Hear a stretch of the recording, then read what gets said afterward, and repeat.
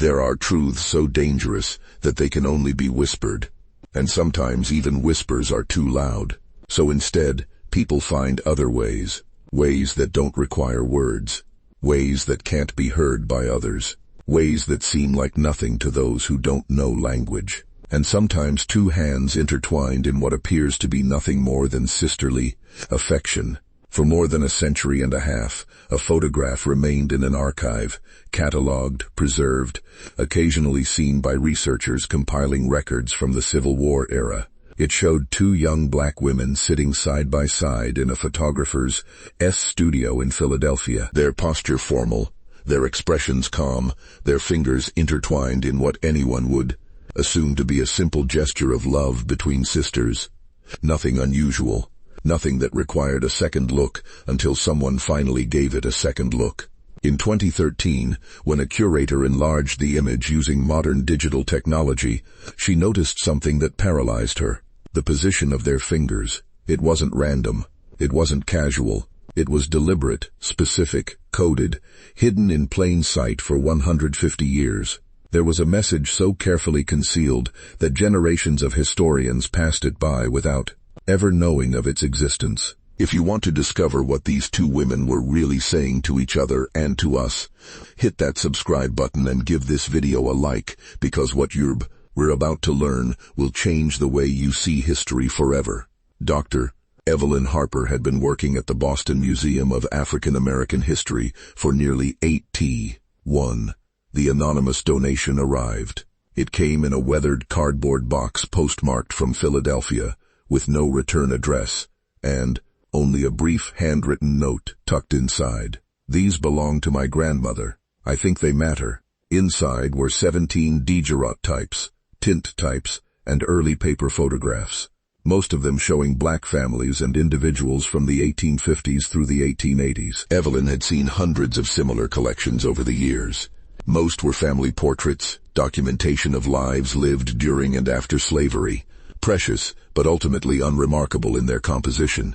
She logged each image into the museum's database with careful attention, noting the approximate dates, the clothing styles, the studio backdrops when visible. She was methodical, professional, patient, and then she reached the 9th photograph in the stack. Two women seated together. Sisters clearly. The resemblance was unmistakable in the structure of their faces, the shape of their eyes. The older one wore her hair pulled back severely, her dress high-necked and formal. The younger had softer features, but the same intensity in her gaze. Their hands were clasped together between them, resting on the older sister's lap. Evelyn almost moved on, but something made her pause. She couldn't articulate what it was at first, just an instinct, a feeling that there was something deliberate about the composition. She picked up her digital scanner and carefully positioned the daguerreotype on the glass surface. The machine hummed softly as it captured the image in high resolution, translating the faded sepia tones into sharp digital clarity. When the file appeared on her computer screen, Evelyn leaned closer, zooming in on various details, the studio backdrop, the fabric of their dresses, and then the hands. The fingers weren't simply holding each other. They were arranged in a very specific pattern. The older sister's index and middle fingers crossed deliberately over the younger sister's hand, while both thumbs were positioned at precise angles. It looked intentional, controlled, like a gesture that meant something beyond affection. Evelyn sat back in her chair, her pulse quickening slightly. She had studied enough about the Underground Railroad, about code-coded communication systems, used by abolitionists and freedom seekers, to recognize when something deserved closer examination. This wasn't just a photograph. This might be a message. And if it was, she needed to find out what it said. Evelyn spent the next 3 days combing through every resource she could access on nonverbal communication systems used during the Civil War era. She examined quilting patterns that supposedly contained directional codes for the Underground Railroad, though many historians debated their authenticity. She reviewed documented hand signals used by conductors to identify safe houses. She studied the language of flowers, the meaning embedded in hymns, the symbolism woven into everyday objects, but nothing matched the specific hand position she saw in the photograph. Then she found a reference in an obscure academic journal from 1987, written by a historian named Dr. Lawrence Winters, who had spent decades researching lesser-known resistance networks in Philadelphia. In a footnote on page 43, he mentioned in passing that some operatives of the Underground Railroad had developed silent recognition signals, gestures that could be made in public without drawing attention. He noted that these signals were never written down, transmitted only through direct teaching, and lost to history when the generation that used them passed away. He had found only fragmentary evidence of their existence in letters and diaries, none of which described the gestures in detail. But one letter written by a Quaker abolitionist named Isaac Peaton in 1864 contained a sentence that made Evelyn's breath catch. "The sisters have perfected a silent tongue spoken with hands alone, which identifies the faithful even in crowded rooms where enemies listen."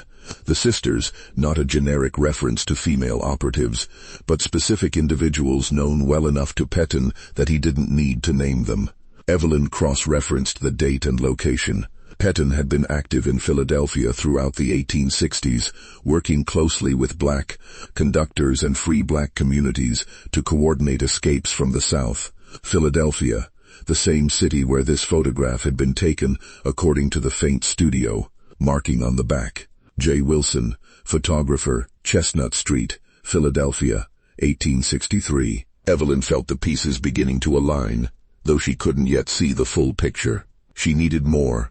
She needed to find out who these women were, what network they belonged to, and whether the hand gesture in the photograph was truly a coded signal or just a coincidence. Her imagination had inflated into significance. She reached for her phone and called a colleague at Howard University, a historian who specialized in African American resistance movements. When he answered, Evelyn didn't waste time on pleasantries. She simply said, "I think I found something that changes everything we know about the Underground Railroad in Philadelphia. Can you come to Boston?" Dr. Marcus Reed arrived in Boston 2 days later, carrying a worn leather satchel and an expression of barely contained curiosity. Evelyn met him in the museum's climate-controlled research room, where she had set up her laptop, alongside the original photograph now sealed in an archival sleeve. Marcus leaned over the image for a long moment, his eyes moving between the sisters' faces and their intertwined hands.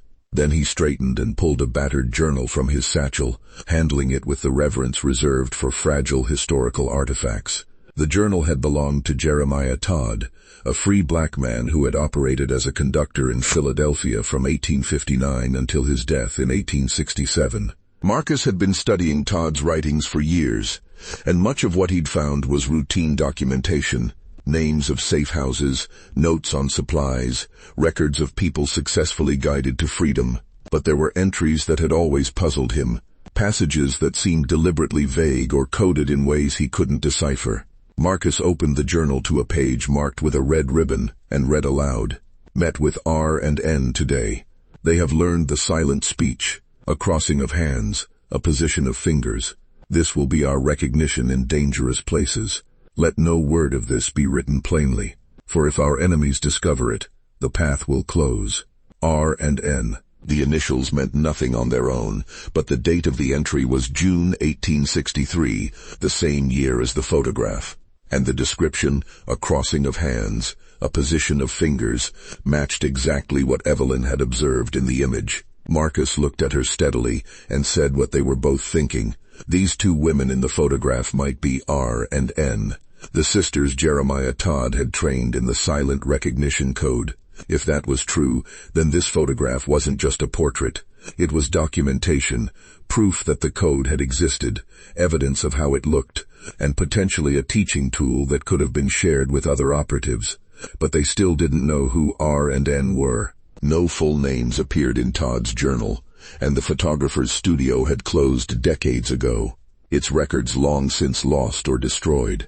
Evelyn and Marcus spent hours cross-referencing Todd's entries with other historical documents, church records, abolitionist society membership lists, census data from Philadelphia's free black community in the 1860s, and then Marcus found a letter tucked into the back pages of Todd's journal written in a different hand. It was addressed to "My dearest Ruth," and signed simply N. The letter was brief, formal in tone, but the content was unmistakable. It spoke of a journey, of danger, of a promise to return, and at the bottom, a single line, "When you think of me, remember our sign. It will keep you safe." Ruth and Naomi. The biblical names matched the initials, and suddenly, the women in the photograph had identities. With names to work from, the research accelerated. Evelyn and Marcus combed through Philadelphia's historical records, searching for any mention of Ruth and Naomi connected to abolitionist activity in the early 1860s. What they found was fragmentary but compelling. In the membership register of Mother Bethel Church, one of the oldest African-American churches in the United States, 2 women named Ruth and Naomi were listed in 1862 as participants in benevolent work, a common euphemism for Underground Railroad activity. No last names were recorded, which was typical for operatives who needed to protect their identities. A letter from Lucretia Mott, a prominent Quaker abolitionist, mentioned meeting 2 remarkable young sisters in Philadelphia in 1863 who had risked everything to guide freedom seekers north. Mott didn't name them directly, but her description matched the time period and the level of involvement that Todd's O's Journal attributed to RNN. Then Marcus found a reference in a report filed by a federal marshal in 1863, documenting the capture of a Negro woman, approximately 20 years of age, who had been apprehended near the Delaware border while guiding a family of freedom seekers. The woman had been returned to Maryland and sold back into slavery. No name was given in the report, but the date was August 1863, just months after the photograph had been taken. Could this have been Naomi? The timeline fit. The location matched routes that Todd's journal indicated the sisters used.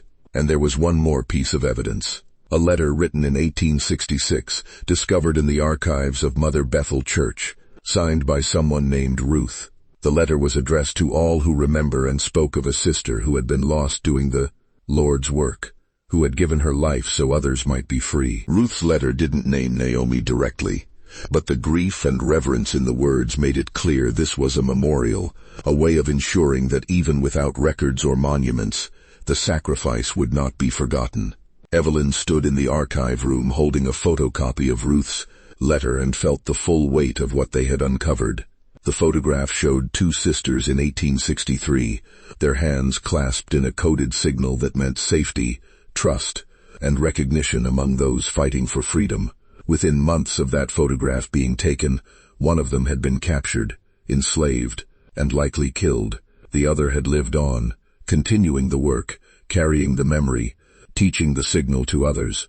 The photograph wasn't just a portrait. It was the last image of them together, a message sent across time, waiting for someone to finally understand. Marcus and Evelyn worked with a team of historians, anthropologists, and experts in non-verbal communication to reconstruct what the hand signal in the photograph actually meant.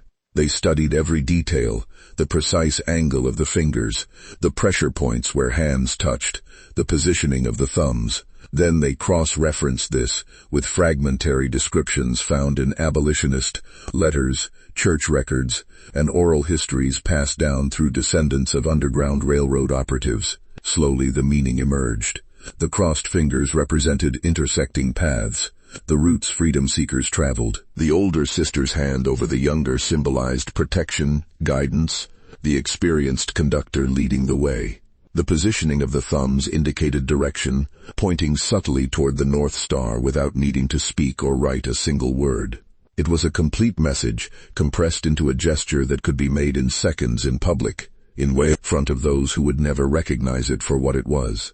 If 2 operatives met in a crowded market, on a street corner, even in the presence of slave catchers, they could identify each other with this sign, and no one else would know.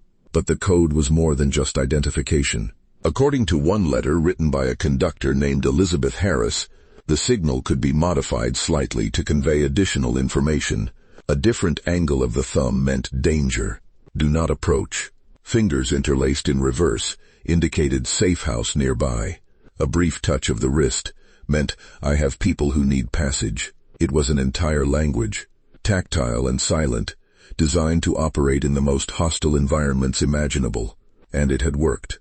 Records suggested that the network Ruth and Naomi were part of successfully guided hundreds of people to freedom between 1859 and 1865.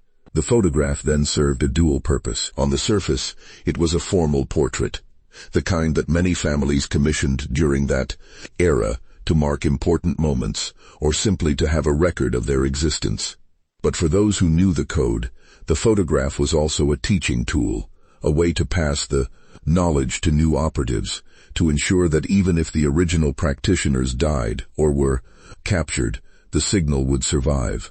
Ruth and Naomi had sat in that Philadelphia studio, positioned their hands with absolute precision, and created a document that would outlast them both.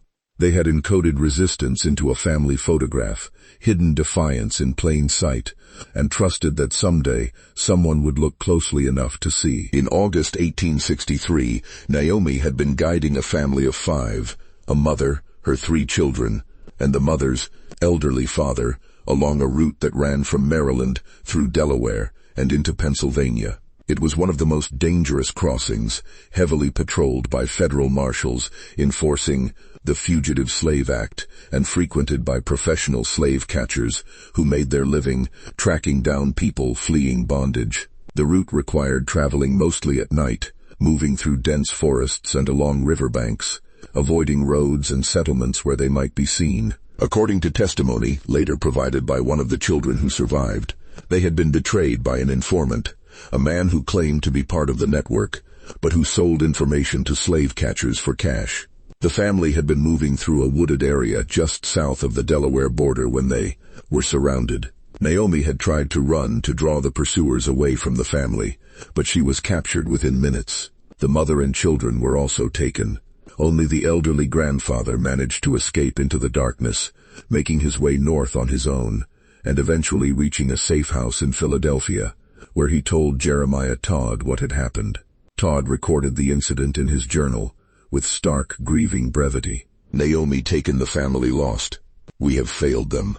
But then he added a line that revealed the depth of the tragedy. Ruth knows she will not speak of it, but the light has gone from her eyes. Ruth had lost her sister, her partner in the work, the person with whom she had shared the silent language and the terrible burden of leading others toward freedom, and there was nothing she could do. Naomi had been returned to Maryland, sold to a plantation owner, and disappeared into the records of slavery that rarely documented individual lives except as property transactions. For Ruth, the photograph must have taken on a new meaning after that day. It was no longer just a teaching tool or a record of their partnership. It was the last image of her sister as a free woman, the only proof that Naomi had existed, would mattered, had fought.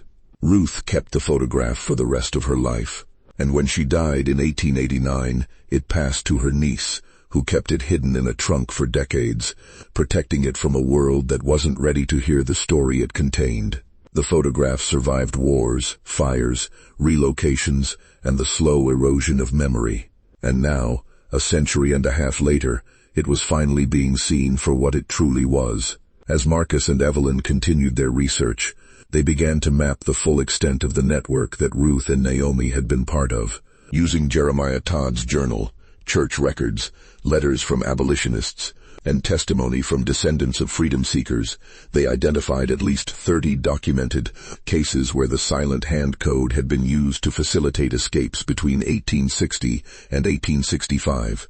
The network operated across Pennsylvania, Delaware, Maryland, and New Jersey, with nodes in Philadelphia, Wilmington, Camden, and smaller towns along the routes. What made this network particularly effective was its secrecy and its reliance on black conductors who could move more freely through certain spaces than white abolitionists. Ruth and Naomi were part of a generation of free black women who used their positions as domestic workers, seamstresses, and heiresses to gather intelligence, pass messages, build and coordinate escapes without arousing suspicion. They could enter white households, observe conversations, learn about slave catchers' movements, and relay that information back to the network. The hand code allowed them to communicate in front of their employers on public streets, even in the presence of authorities, without ever speaking a word that could be used against them. The photograph also revealed something else.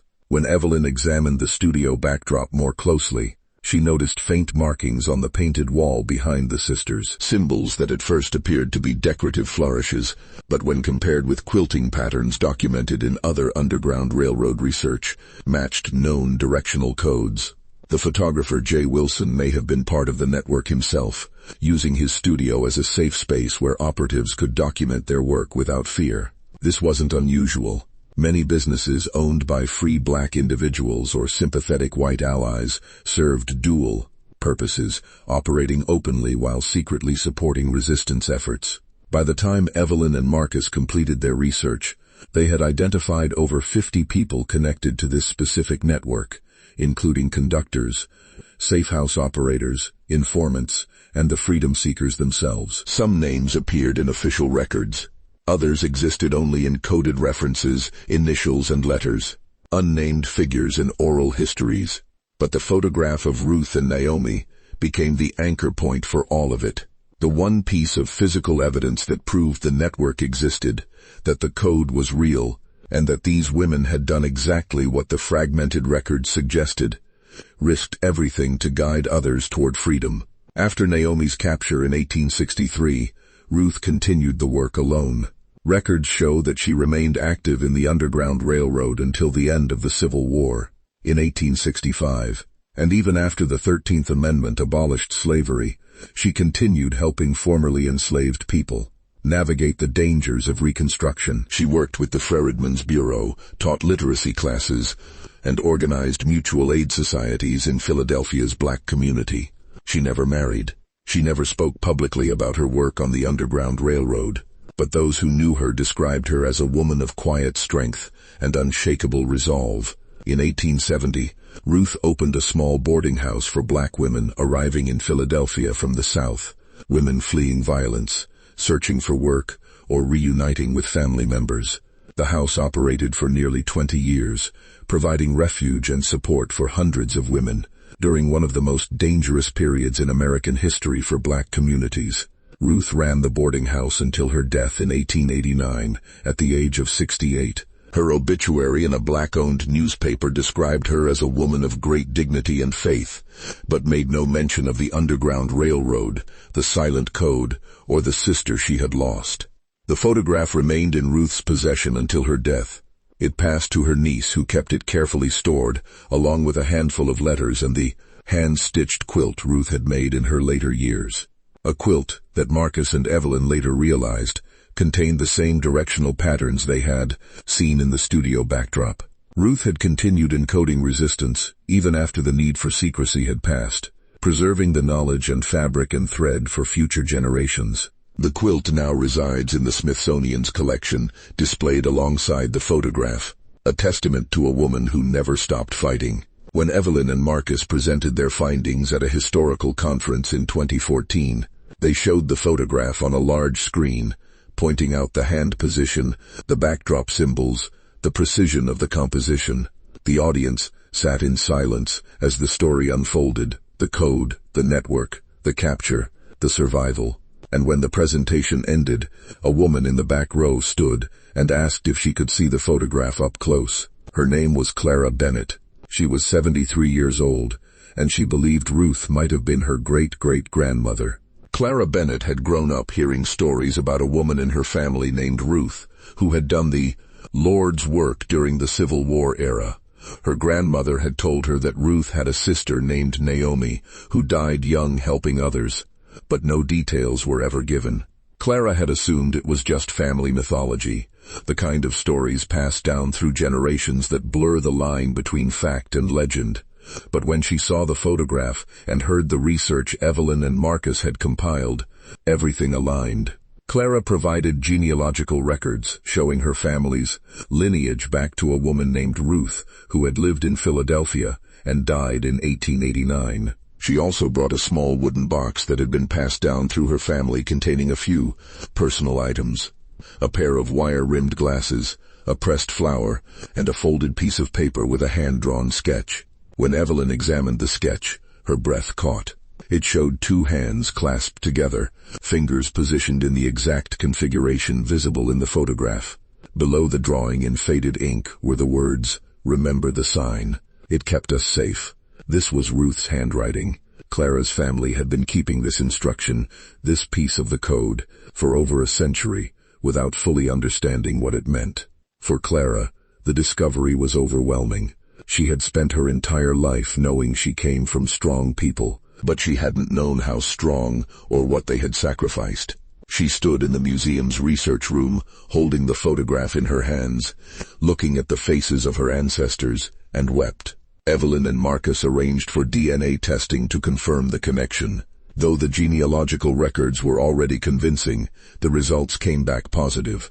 Clara was a direct descendant of Ruth, which meant she carried the bloodline of a woman who had helped guide hundreds of people to freedom, who had lost her sister to the cause, and who had lived the rest of her life honoring that sacrifice through service to her community. Clara became involved in the museum's efforts to share Ruth and Naomi's story, speaking at events, participating in educational programs, ensuring that her ancestors' names and actions were finally given the recognition they deserved.